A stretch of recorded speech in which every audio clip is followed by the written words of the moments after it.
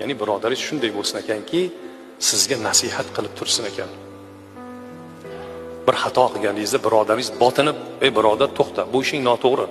Mana bundoq qilishing kerak" deb sizga to'g'ri yo'lni ko'rsatadigan darajada, ya'ni Hasan Basriyni oyatni sharhlaganda gapirgan bu gaplarini do'st shafoati tufayli do'zaxdan ozod bo'ldi deganda biz umumiy qilib tushunamiz. Ya'ni choyxonada, ko'chada va hokazo bo'lgan do'stlar deymiz. Yo'q, unaqa emas ekan. Asli u insonni diniga va dunyosiga biz zikr qilgan turli yo'llar bilan manfaat qila oladigan do'st. Do'stimizga yaxshilikni ravo ko'raylik. Moddiy tarafdan qiynalib qolgan bo'lsa, unda yordam berib qo'yishlik emas.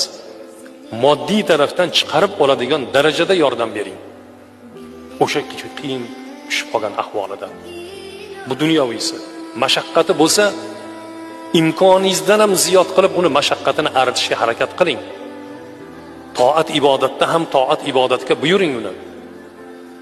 Ibodatlarni qilsin. Gunoh ma'siyat ishlarini, ma'loyani ishlarni qilayotgan bo'lsa, ana undan qaytaring. Ana jannatda shafoat qilinadigan do'stni darajasi shunday ekan.